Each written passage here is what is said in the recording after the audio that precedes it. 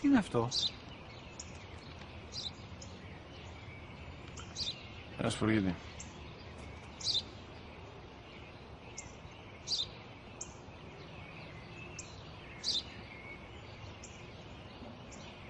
Τι είναι αυτό? Μόλις τώρα στο πατέρα, σπουργίτη είναι.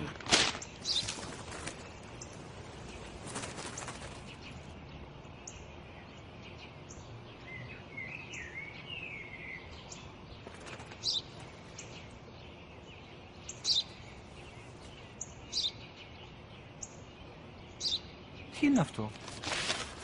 Ένα σπουργίτη είναι, πατέρα. Ένα σπουργίτη. Σπου-γι-τι!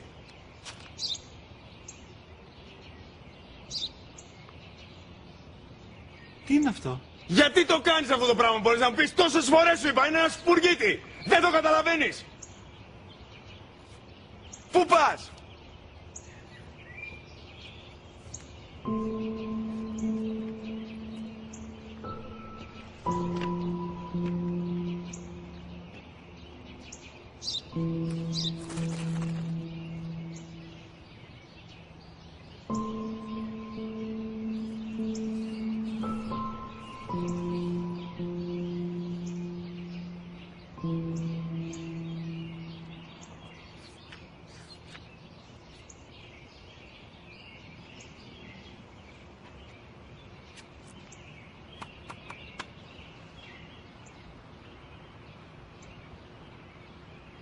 Δυνατά.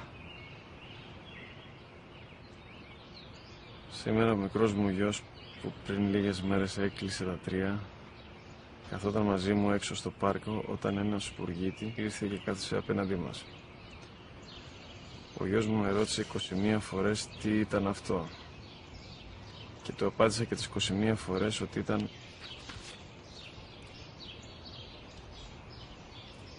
ένα σπουργίτη. Τον αγκάλιασα τρυφερά και τις 21 φορές που μου έκανε την ίδια ερώτηση, ξανά και ξανά, χωρίς να εκνευριστώ, νιώθοντας στοργή για το αθώο μου αγοράκι.